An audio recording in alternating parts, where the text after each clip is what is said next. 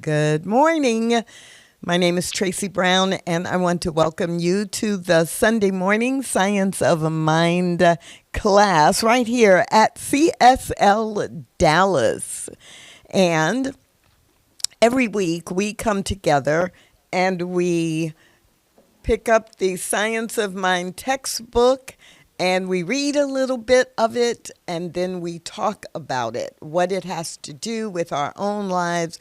What did Ernest Holmes mean, or what do we think he meant, and how do we apply it in the world today? Right here in Dallas, we are having wind chill effect temperatures in the teens. It is temperature in the 20s, and that is pretty cold for us. So wherever you are in the world, I hope that you are keeping warm and toasty, and we will try to have some warm energy in here as well. We're going to start on page 140 with the section, It is Done Unto Us. And in case you haven't been with us the last few weeks, we are in chapter 8, which is titled The Power of Thought. So many of us have heard the phrase, change your thinking, change your life. And that really is grounded in this idea that our thoughts are things, or our thoughts actually create the environment around us and that we are living in and navigating within. And so when Ernest Holmes got to chapter 8, he actually began a new section that is focused on spiritual mind healing.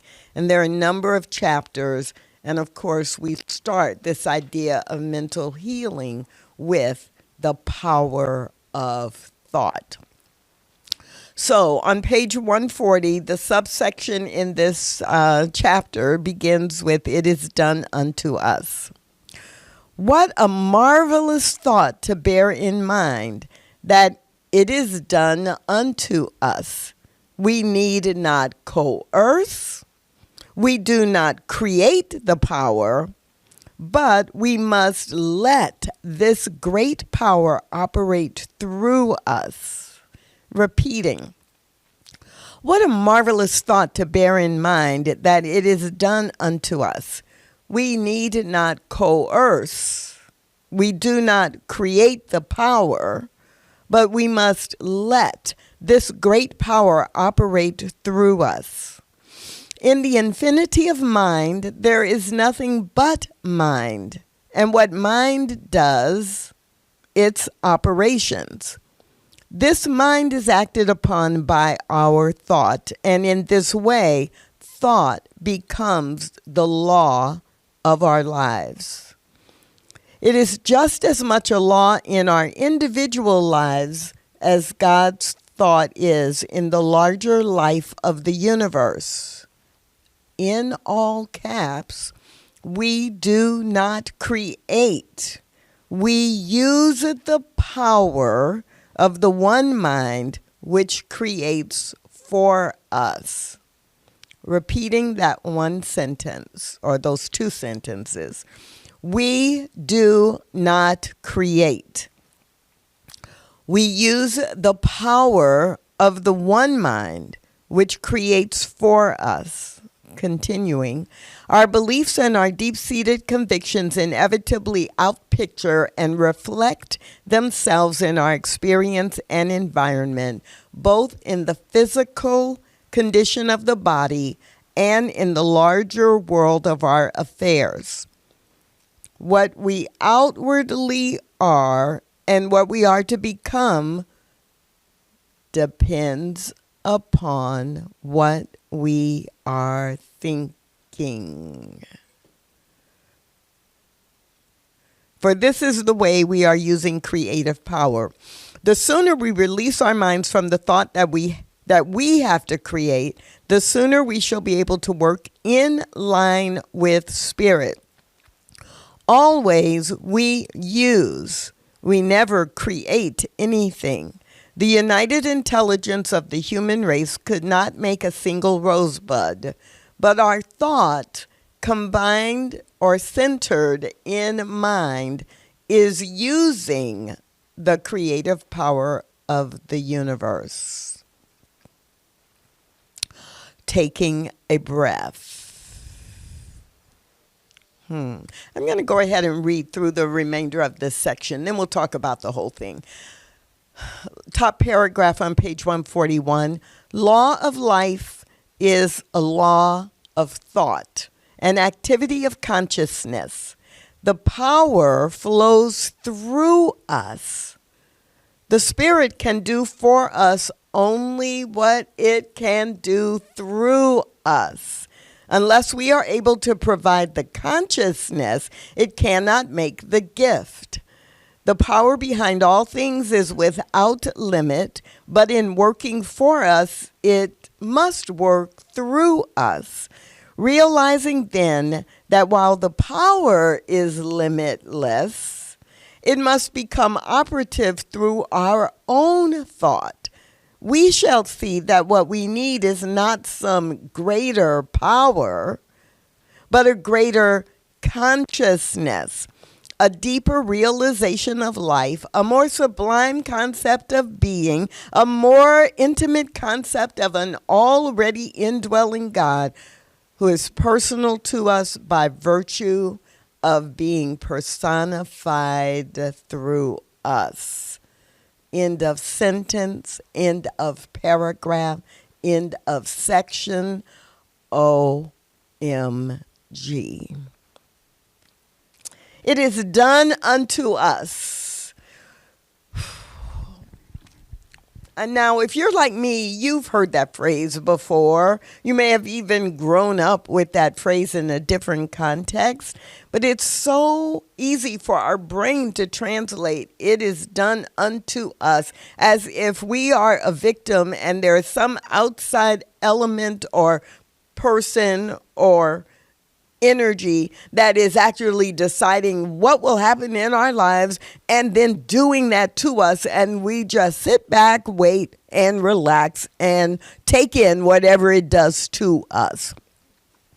But Ernest Holmes does a really good job in this section of reminding us that what that phrase is meaning from a metaphysical perspective of the infinite and unlimited nature of spirit, of God, of creation is working in response to our consciousness, what we select or what we choose or what we focus on.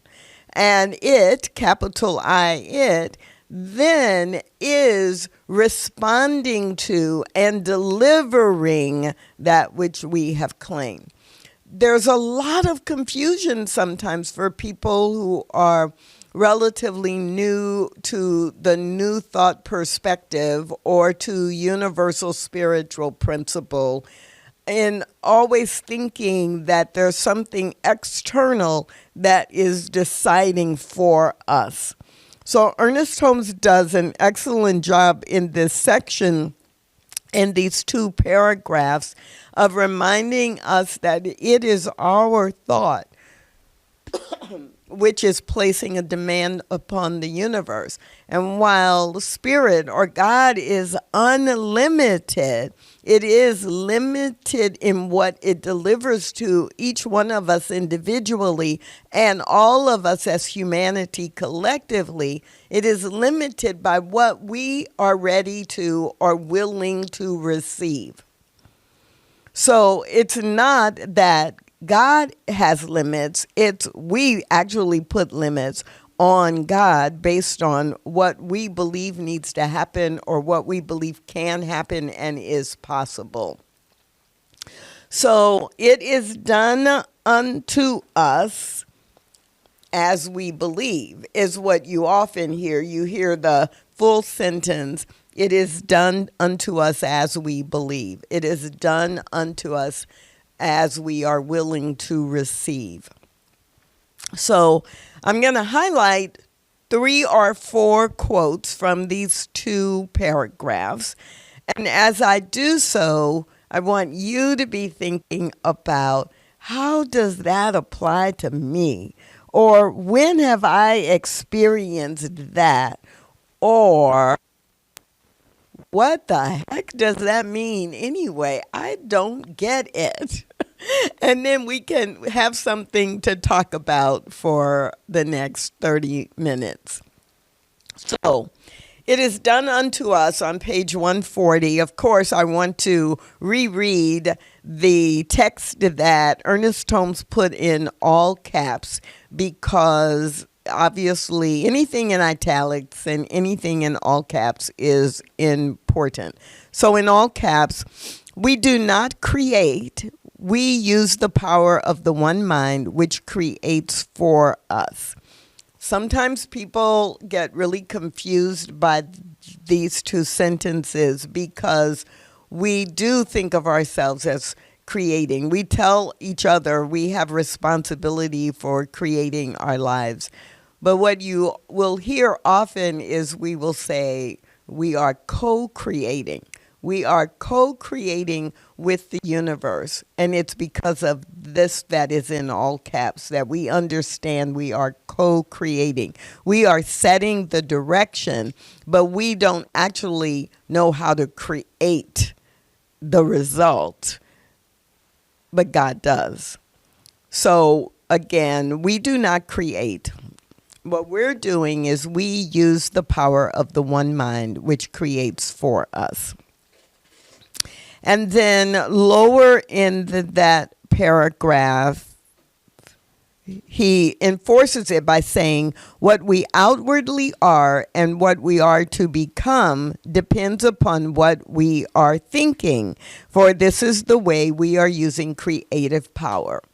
So our thoughts become things. What we are thinking, what is our dominant thought? Sometimes you'll hear us say, well, what's your dominant thought? Or what are you thinking about most frequently? So dominance and frequency of thought obviously sends a message to the universe that this is really important.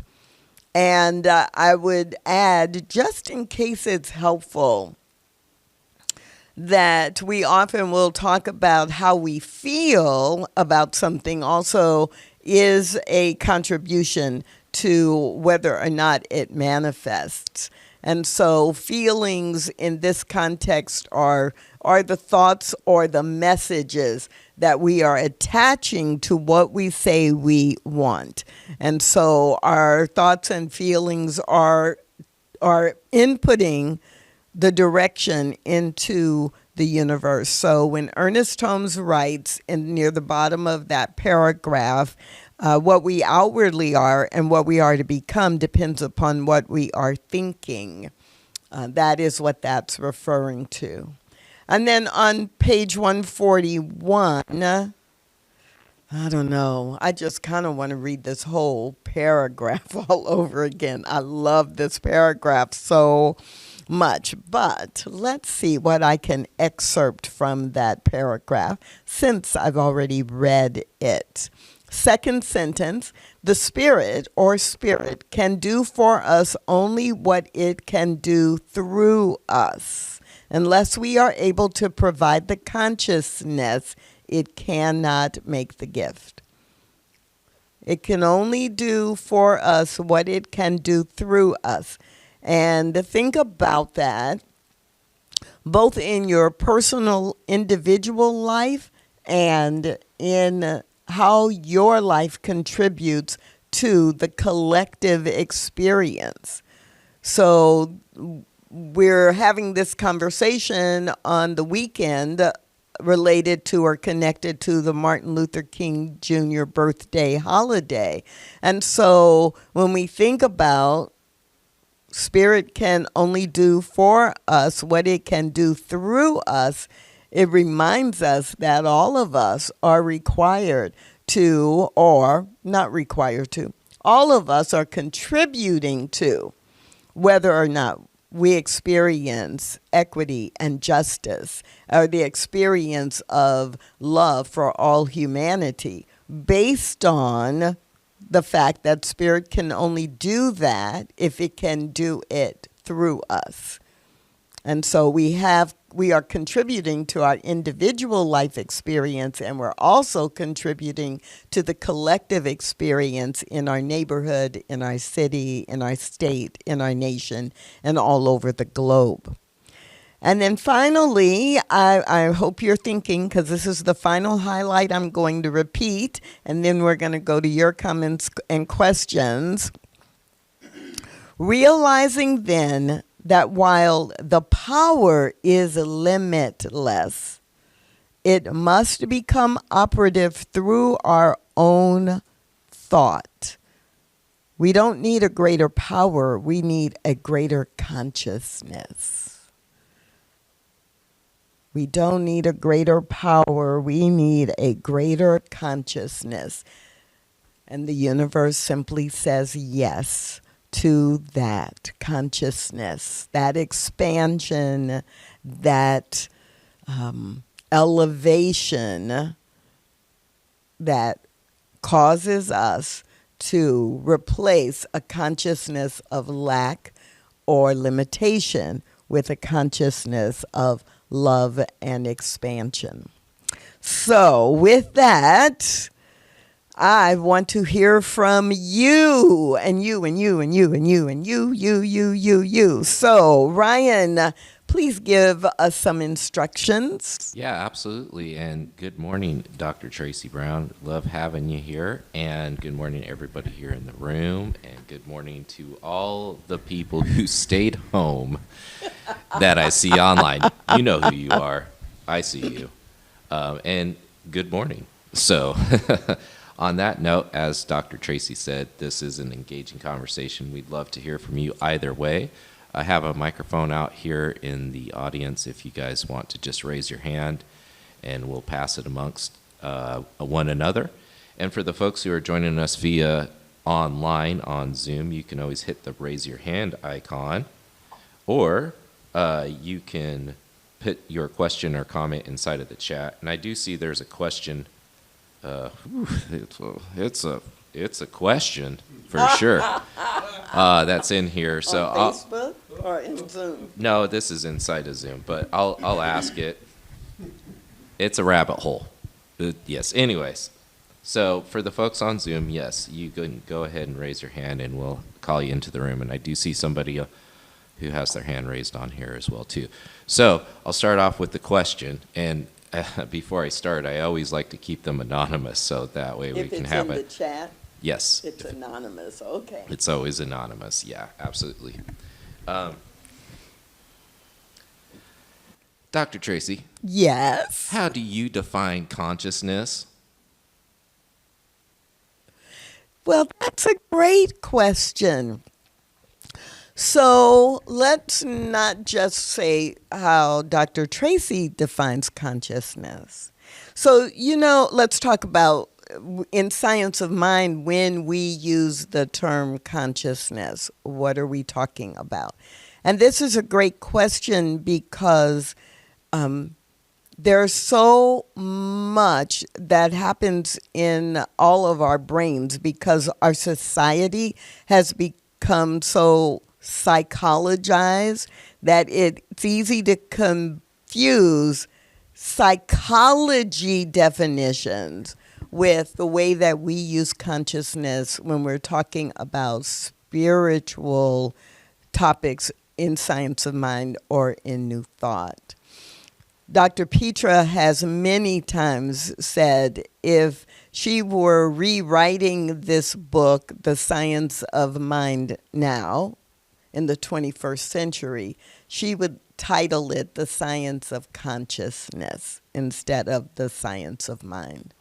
So that gives you a little bit of a clue of in religious science or in science of mind, when we are talking about consciousness, we are talking about the process of being grounded in spiritual principle and using spiritual principle to navigate what we think and how we use what we think. It is very different from the psychology reference to conscious and subconscious or unconscious. So conscious in psychology or subconscious in psychology is really more focused on how our brain works, and is it conscious of, is it in the forefront or in a conscious or concrete way that we are making the choice. And subconscious is, more of a, oh, that's invisible, or it's in the background. We're not really necessarily tuning into it as our brain is processing information. But when we are using consciousness in our discussions and in our use of spiritual principle, we are talking about the divine nature of law and how it works in our lives individually and collectively. So I love that that question was put in the chat, because we don't talk about it enough. Yeah, like I said, that one was a rabbit hole. So It could you have answered been. it very, very well. I'm going to go ahead and go to Ross here. Ross. No, we don't allow comments or questions from Ross unless he's in the room. Well, we'll give you a pass this time. I know you're sitting somewhere with your PJs on, so. You're right. Brian, can you hear me? We can hear you. We just can fine. hear you. Good morning, Ross. Hey, good morning, Dr. Tracy. Last week I said on a Monday I got the idea of a trip to Vietnam. Yes. And on Saturday it showed up. And so I said, oh, this works. So on Monday of this past week, I'm adding a new program to my clinical practice. And I said, how am I going to get the word out? Somebody I haven't seen for 8 years said, let's get together, tell him what we're doing. He said, come on my radio show, and I'll feature you for 2 or 3 minutes every week for in perpetuity. People need to know about this. Wow. I haven't seen this guy for 8 years. Wow. I said, I want to get it out there. Wow. Wow. Wow. It works. TSRW, that is why we say that. This stuff really works. And thank you for that example, because when we are using and applying these principles week after week after week after week after week, then what Ross just described happens more often than not, because we expected that it works. I don't think there's any coincidence, Ross, that you affirmed that out loud last Sunday in class, because you had a real example of it in your life, and because you affirmed it again. There's no surprise that, oh my goodness, I have this thought. I'm really clear. It's a question, but it's a thought. There must be a way for me to get the word out about this that we're doing. And the universe just magically, magically, coincidentally. No, it is responding to the thought. And while everything doesn't necessarily manifest in 24 hours, 48 hours, or 7 days, many of the things that we choose to think about and to focus on do. Some things will take longer because it requires more coordination, or the resources need to be put in the right order, sequence, and availability. But many things, if you just think about how this week, I'm going to give you an assignment. This week, pay attention to things that happen throughout your day. And then, even things you take for granted, and then say, oh, how often did I think about that? Or, how is that an answer to a prayer that it happened so easily, I didn't even really realize that I've been thinking about wanting this, and here it is. So, homework assignment. Yes. Okay, so thanks, Ross, for that. That was great.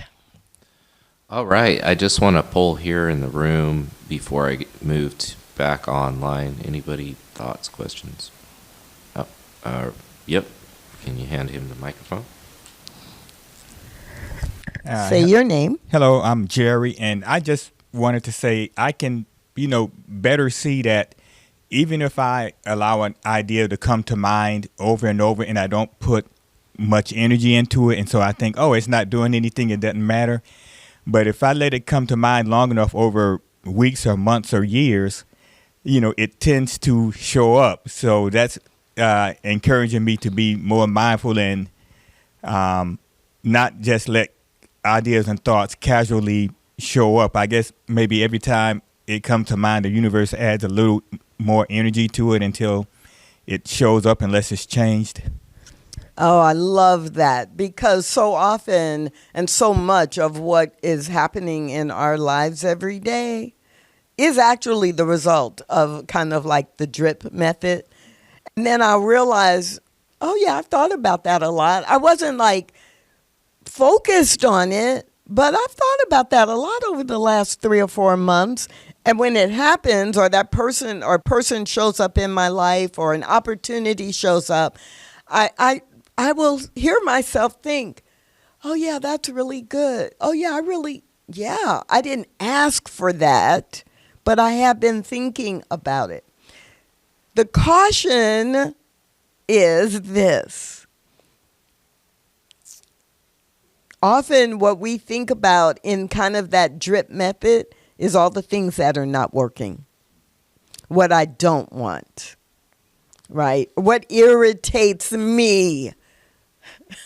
What irritates me, and the universe says, oh, well, you're thinking about that a lot. You want some more of that here, right? And we have emotion about it, so that adds energy to it. And next thing we know, right, what am I complaining about? Because I'm also thinking about that.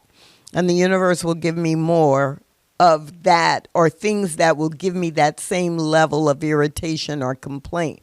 So, Jerry, you are absolutely right. If there are things I want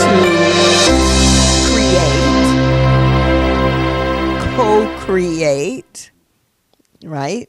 If there are things that I want to receive, then I want to be mindful and intentional in reinforcing that thought over and over and over again. Awesome. I'm going to call up here Brenda. Brenda, do you want to go ahead and unmute yourself and join us? Hello, Brenda. Brenda, are you there? Going once. Going twice. And now we've got to mute you. Sorry. Oh. Perfect timing, Brenda. Whew. Actually, my hand was raised because it was in my pocket and I've been reaching in and out for Kleenexes. However, so what does this demonstrate? Have I been thinking about the power of thought? Absolutely. So my subconscious repetitive considerations rose my hand. The power of thought in my life. I have told you all before that I have the revelation that as long as I keep praying for healing, I'm given more to heal. And Yes. from beyond that whole place. Yes. And I had the realization that as long as I'm seeking, I don't have it. Yes. So I've been really trying to practice the presence of it's here, it's right now, there's no separation, and stepping more and more into that wholeness mindset. And so the universe, in its great gift for my growth, has given me another diagnosis to heal. And it's like, really? So clearly there's something underneath that, and what's been coming up the last week or two is, have I been so programmed from the family story and the medical story that I need to attach a diagnosis or label, that I somehow was entrained to do that.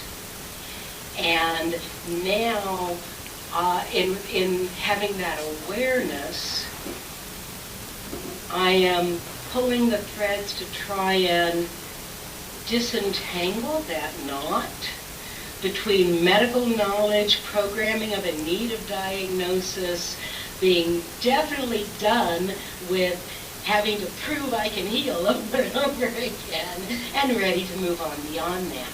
So, with this awareness, can you reflect for me how I might next tweak my consciousness so that I can step from the cycle?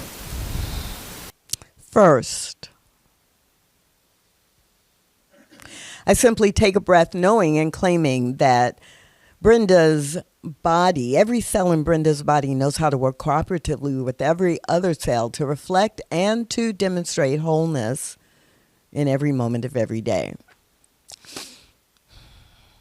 Second, what you have shared is amazing, because it is like the whole process of untangling or disentangling all the stuff that is happening to have whatever is showing up in our life show up. So you've already really done a lot of the work. You have just described some of the awarenesses that allow you to shift from a focus on one thing to a focus on another. It also, you've given all of us the reminder that obviously what we pay attention to and how we frame it does impact what's happening. So as you shared, if I label myself as a seeker, I'm always seeking, not necessarily arriving any place, in the place that I want to arrive. And if I'm always thinking I have something to heal, then the universe has to give me something to heal. So this is why there is no accident that this chapter, The Power of Thought, is the first chapter in this section of the textbook that is focused on spiritual mind healing. And Brenda, you just provided the anchor for us. So when we are using spiritual mind healing, and if you have been exposed to spiritual mind treatment, great. That, you know, what I'm going to say is related to step 3 in treatment. But if you don't know what that means, it's no big deal at this point. In the process we use for spiritual mind healing or treatment through the power of mental thought, then we have to claim it in the present tense, knowing, or as if, it is already done. So in our treatment, in our thinking, in using the power of thought, we always claim the result we expect, need, or desire. But the result that we expect, talking about what it looks like, feels like, using all of our senses. So when people ask me for treatment and they will say, well, what I want, and I'll say, well, what do you want, right? And they'll say, well, I want this disease to go away, or I want my ankle to heal. Or some of you know, a couple of years ago, I had a torn tendon in my hand, right? And it was easy for me to think, well, what I want is for the tendon to heal, or I want the tendon to work. I want the tendon not to be torn anymore. But if I did my treatment that way, or if I kept using that as my thought, I'm still anchoring my thought in the disease. I'm still anchoring my thought in the tendon that's not working. So we change that. So the tendon, for example, right, the treatment was my hand works flawlessly. It's flexible. My finger bends and opens. I'm describing what it looks like when it's done. If someone I roller skate with, has a sprained ankle, I don't want to put in my thought that the ankle is no longer sprained, because that's still grounded in the sprain, and my brain is still thinking, oh, sprained ankle. And so I am going to massage or to marinate my thought in what it looks like and feels like for the ankle to be already working, and never mention that it's not working. That is the shift that happens in our thoughts, that we train ourselves to actually be in the experience of the healing, not the process of the healing or what needs to be healed. And then the final comment that came to mind 3 times while Brenda was sharing her example is the reminder of this. If we do look at the physiology and how the brain works, we know that there is a thing that scientists refer to as neuroplasticity. That neuroplasticity basically reminds us that our brain is not limited to what it knew in the past. However, what we have known in the past, and Brenda, this goes to you referring to not only what you were taught in your medical training, clinical training, what you were taught in family, what kind of mental, emotional, and physical history is there. All of that has created a very wide pathway in the brain that says, I must think about it this way. And the new way of thinking about it is a little skinny pathway. It's really tiny. And we have to keep expanding it. So when it becomes the default pathway, that means this old pathway has shrunk and shrunk and shrunk and shrunk and shrunk. And now the default is this spiritually grounded way of claiming and demanding upon the universe that my body works perfectly. Every cell in my body knows what's to do, and it's always doing it. And I love how I am able to go places I want to go and do things I want to do, but describing that specifically, it's like, oh, now this neural pathway is the default. But it's fighting 10 years. It's not fighting. Wrong language.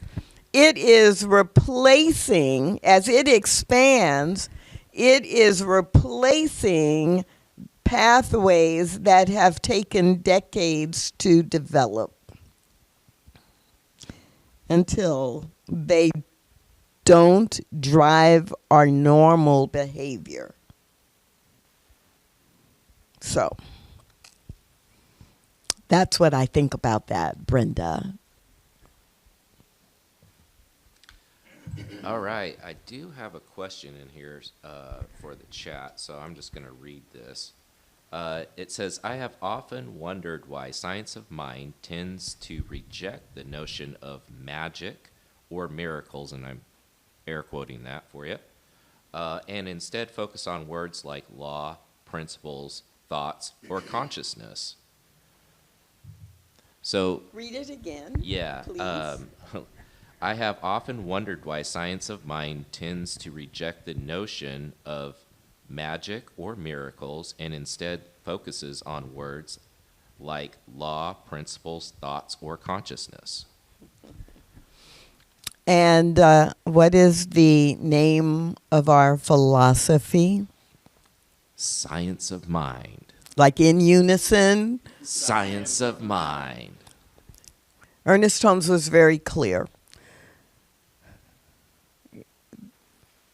He used and chose the word science because it would be replicable, and all of the elements that make something a science, that you can demonstrate it, that if anyone does it, it's not unique to you, it's impersonal in that way. It will happen, and there is a method to it. So I think I love the phrasing, because science of mind doesn't say magic and miracles, and it doesn't say that those are bad words. It just doesn't fit into the glossary of the intent of describing the process. So we might say, and we do say, well, we say two things. One, nothing is a miracle and everything is a miracle. But when we use the word miracle in that way, we're using it more in a generic way, not in a scientific way. Because what we teach in Science of Mind about miracles is that what in the human context seems like a miracle must happen if these things are falling into place. If I am aware of how the law works and I use it and I tap into it, then it is bound to deliver this result. And so it's not that we say it's bad for you to use the word miracle if you're using it in context. So some of you know one of my favorite Science of Mind classes to teach is Shortcut to a Miracle. It's one of my favorite classes. And in the class, what we teach is that what in common language we would refer to as a miracle from the human perspective, there are things we can do that actually make quote unquote, air quote, miracles happen in our lives every day. Every breath we take is actually a miracle. So I don't know that we shy away from, and I don't think there's judgment, negative judgment about terms like magic or miracle. It's simply that if I am teaching Science of Mind, I am teaching a process, I am teaching a collection of principles that when I use them together in a specific way, will give me results. I absolutely love the questions and the comments that have come up today. This is why I love hanging out with the Sunday morning Science of Mind class and with each one of you. I'm going to ask Ryan if he has any announcements before we close. I do, and I thank you again for teaching the class. So many great insights for today. It's really wonderful. So yeah, we have an upcoming workshop that Dr. Petra and David Zellman will be co-hosting. It's all about relationships. It's going to be a two-part workshop, so it's going to be February 2nd and the 9th.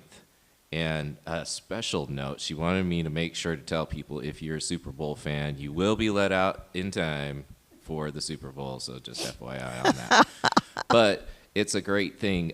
You don't have to be in a relationship. It's more focused on if you're trying to work on the relationship with significant people in your life, two of you can join and kind of work that together. But it's really about your personal being and how are you in relationship with yourself, in relationship with others. So it's a great, insightful thing. If you haven't had a chance, David Zellman is amazing. There's a link to his bio and his website on our website, and you can learn more about the workshop by going to our new events page that's on CSLDallas.org under the classes and workshops section. So, and one last thing is we also are going to be having a vigil for the Season for Peace and Nonviolence, which is coming up. So if you guys haven't participated, it will be starting at the end of this month, and it will be a 64-day program. CSL Dallas will provide some materials. And to kick it off, we have a vigil, so we'll be holding consciousness here at CSL Dallas from 7 a.m. to 7 p.m. on the first Saturday in February. And we will be hosting an online live stream starting at noon with Dr. Petra, who will be holding the space via Facebook Live, so you can join on there too. So we just invite you to come hold the space for peace and nonviolence in the world and really celebrate Dr. Martin Luther King, Gandhi's vision, so many people who have held that space and done incredible things for that cause. So that's all I wanted to say. Thank you so much. And always check out the CSLDallas.org website for all the events and classes and exciting things that are happening. I just want to remind you that this is the Martin Luther King Jr. birthday holiday weekend. And please, please do something that contributes to making this a better country and a better world. Bye for now.